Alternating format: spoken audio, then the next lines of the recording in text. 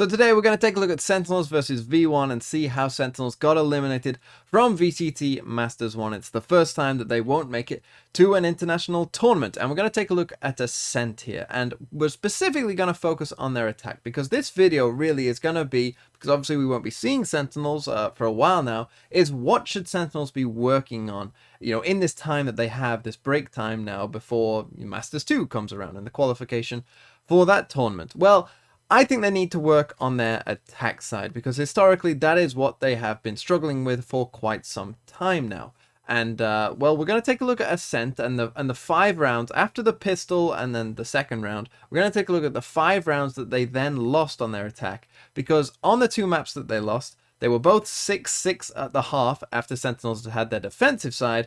But then they only won 3 rounds here on Ascent on the attack side, and only 2 rounds on the attack side on Fracture. And so that is clearly where the problems are. However, when I was watching this video, and I've seen Sentinels have some pretty rough, shaky looking attack sides before, I was actually pleasantly surprised that it really wasn't that bad at all. They were just running into another good team who have really good players. And, sometimes those really good players will just beat you because they're a really good team as well. And so we're going to show some things here. Yes, Sentinels of course did make some mistakes that may, have cost them in certain ways, and we'll go through those as well. But on the whole, it really wasn't that bad. And let's start with round number 15. And what we've got here, about 40 seconds into the round or so, is we've got this group up of A main here, and the Killjoy just on B. But you can see that V1 here have a bit of an A-lean general in on their team, and that's going to be quite important, I think, to how this round goes, is that V1 basically chose the right side. Because if we look at the guns, this is the bonus round for V1, where, they have not the best guns, 2 Spectres and a Marshal in here as well, against Sentinels full rifles. So let's take a look at how this round goes. And as I say, it's going to be an A hit, as we see here. And the thing that Sentinels has struggled with before, right, was kind of this team utility usage and making good site executes. But let's take a look at what they do here.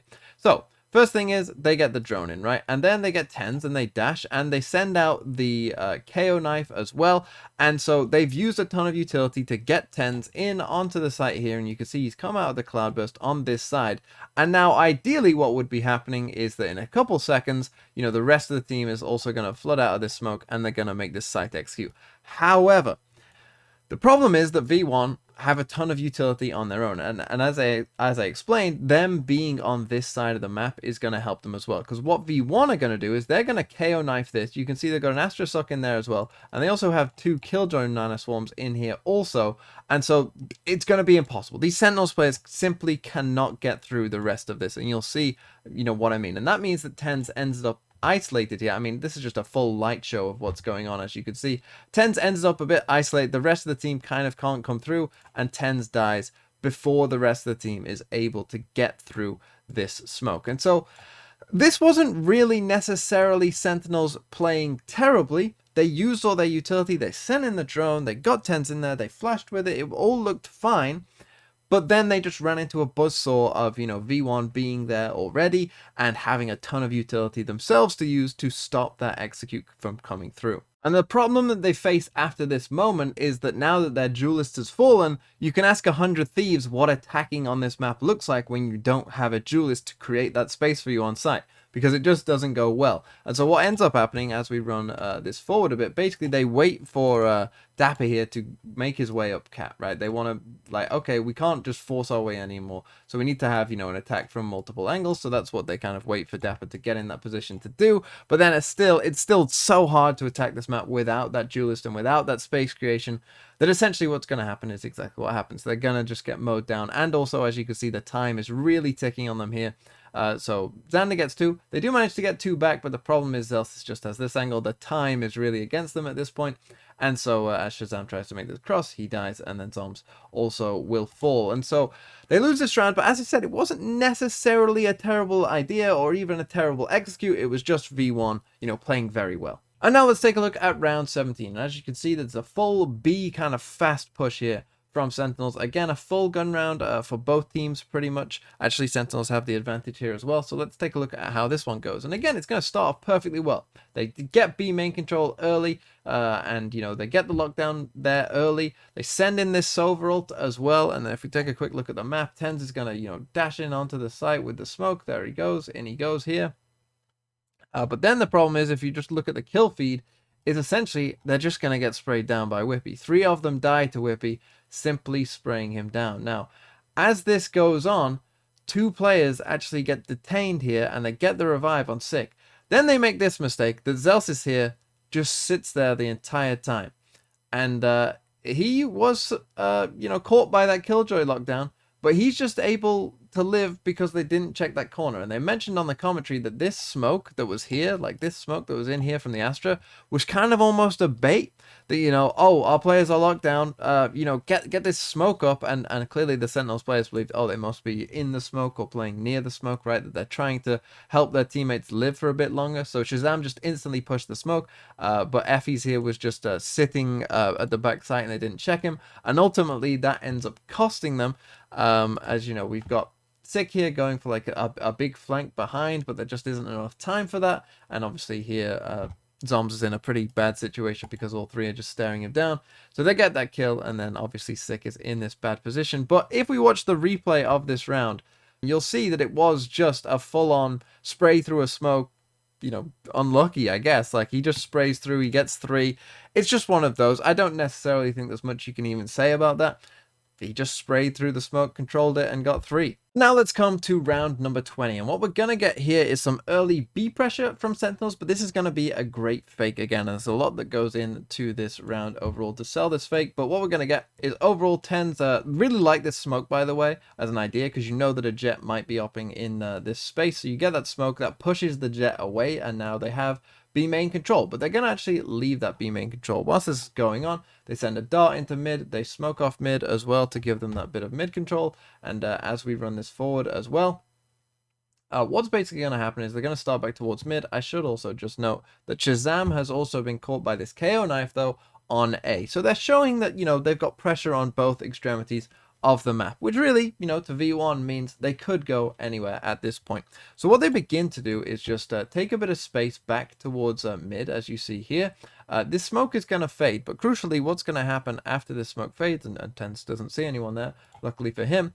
But as that goes on, we've got Sick here walking up cap, and Shazam is here walking there, whilst the rest of the team is grouped up on this B site. And then what's going to happen is, after a bit of delay, they're going to drone, as you can see, and then Sick is going to ult. So Sick pops his ult, he throws in a flash, he's going to throw in his KO molly as well, and they're going to pretend that this is a fake. Now, whilst this is going on, Shazam has sent out his drone, it's been shot, and you can see that there's a group of players here on the other site, but you can see that V1 have rotated towards A, and it's just Effie's here on that site, and Effie's is about to die here, as you can see, and that's going to give control to Sentinels. Again, great idea, great execution of it all makes a lot of sense, very well done by Sentinels again. But then what's going to happen is Tens comes into market here, and he's going to get spotted by this turret coming back up, and obviously that is pretty important. And now Tens makes a bit of mistake. After he's done this, he probably should run away. But then after this knife comes in, he definitely should run away. Because again, and I've talked about this before, like little things that Sentinels do, look at where he is, look at where the rest of his team is, look at where V1 are. This is not a good spot to find yourself in. And for some reason, you know, he decides to just keep going with it. And they know he's there now after the knife, right? So they send in a flash, he gets flashed, he dies, right? So Ten's not an ideal situation, but Sick here has an absolute chance to win the round. Great flank by Sick, but unfortunately V1 again are a very good team, and Whippy has this absolute sixth sense of, wait a minute, the KO was faking on A, and we haven't seen the KO. So he must be maybe behind us. Great play by Whippy overall. But again, Sentinels still managed to make this pretty close overall. In comes the KO up from the other side, and V1 do their kind of classic fast take. And they start trading out these kills and they get there. But eventually Shazam is going to find himself in this 2v1. But the problem is the spike isn't planted for him. And so Xander is just able to stick the defuse in that corner, as you can see. And he, you know, doesn't know whether it's a fake or not. So he ends up killing the whole team. But they do lose the round. But again, great idea from Sentinels, just didn't quite work. So now let's watch the very next round, and this time we're going to get a similar kind of thing. Another fake with the Killjoy lockdown here on this B site, but as you can see, the Sentinels players are actually on A. Now this fake doesn't work quite as well, and the reason for that is because they hadn't really shown too much else towards B. You know, basically, I mean, only the Killjoy had been towards B, and that's all that V1 had heard towards B, so they were a bit suspicious, and they aren't going to move actually. But still, Sentinels are going to run a good execute onto the site. And the giveaway here that, you know, this is a fake is Shazam is going to drone. And so as soon as he drones, you can see Zelsis, oh, they know that it's a fake. And so in they go. But you can see good utility usage there. Again, tens with the updraft and the dash onto the site with the smoke. We got the KO nade in here. It's still good, right? It's still absolutely good. And you can see it still gets them the site. So overall, again, successful idea from Sentinels overall as an idea, and they even get the ult from the Sova, defensive Sova out as well as they take the spike. The only problem that they're gonna have here is that Zoms has the spike here and for some reason doesn't wait for the door to fully close, and that is going to cost him his life, which is a pretty big mistake. So there's Xander getting that kill because he just didn't wait for the door to close, and again, I don't really know why. That's a pretty basic thing overall. But then as we run this forward, again, I just love what V1 do here because, again, as the plant's going down, they're going to wait and regroup. And obviously they know now that they're in a 5v4. And what I love here is they're going to Killjoy lockdown here when everyone's ready. But then they know that they've got a Killjoy lockdown, but that Shazam has his Sova ult. And so they are pretty sure that, well, he's probably just going to Sova ult the lockdown to destroy it, and that is exactly what is going to happen. But V1, I love their reaction of, because the Sova ult comes in, they just burst on into the site. They just go. They're ready to go. And the reason that this is such a cool idea is because in general, you know where the Sova is going to be. The Sova's probably going to be here. He might be here, but either way, he's going to be out of the fight. And he does have to destroy this lockdown. Like, if he doesn't, they're also screwed. So he has to destroy the lockdown, and so you know that. But obviously that means that he's kind of out of the fight, and you know the line of general where he's going to send this Sova ult. So that means that you essentially are in a 5v3 now for this brief moment of time, and they take complete advantage of that because they just swarm the site whilst it is a 5v3 and start trading those kills and start just getting those kills. And as you can see, it ends up with Shazam all on his own in a 4v1. And he's able to get one, but traded out. So great idea from V1. But again, Sentinel's idea of getting the site and where this was going was a perfectly reasonable one and well executed as well on the whole. Then we get the final round. And again, it's going to be a perfectly fine idea. They've got this Astrostar that's going to become a smoke in mid here. And they're going to try and do a B split here, coming up mid and going through B main as well. That's going to be the overall idea. Again, there's just some small mistakes that end up costing Sentinels. But again, the idea is perfectly fine and better than things that they've done before. So they smoke mid. They also get the Sova dart in mid as well. You can just see it pinging off there. And there's no one in mid. So they were able to go through with it. And so they send these three here up towards mid. And Shazam on Sova is going to end up regrouping with the Killjoy here to pressure from B main. So that's the overall idea. And let's see how it goes for them. Because again, there's just going to be one small mistake here. And that is that Zoms has both his ult and 1 star still left. And so what he could do with that is smoke this or wall this or do something with this, because the problem is, and this is about to happen, is tens, if this isn't smoked, has to come around here, and there could be someone in market and they don't know, but there could be someone there and they don't know, and so tens is in a difficult position if he decides to peek this before it is smoked. But he's gonna peek this before he smokes, right? So he quickly checks there, he quickly checks back there, but I want you to think about, he just took that step here, and he doesn't actually know if anyone isn't actually just in this corner, right? He didn't check that corner at all. He could have just died for free at that point. Again, why this isn't smoked, I don't know, but it's going to cost Tens his life there. And, you know, now they decide to do it. Zoms is going to wall it off now at this point as Sick tries to trade it out. But as you can see, now that wall comes across here instead. I don't really know why they couldn't have just waited that second and communicated that, you know, that could have happened, and it probably would have saved Tens' life overall. So just small things, again, they still need to iron out for the future. But again, the idea is perfectly fine, and they started out with a perfectly reasonable start to it. Now, as this is going on, Zelsis here, this is genius. Again, you're playing against very good players. The thing is, you know, they know that this is smoked here, Zelsis, so he feels like he can just disrespect this wall and walk up.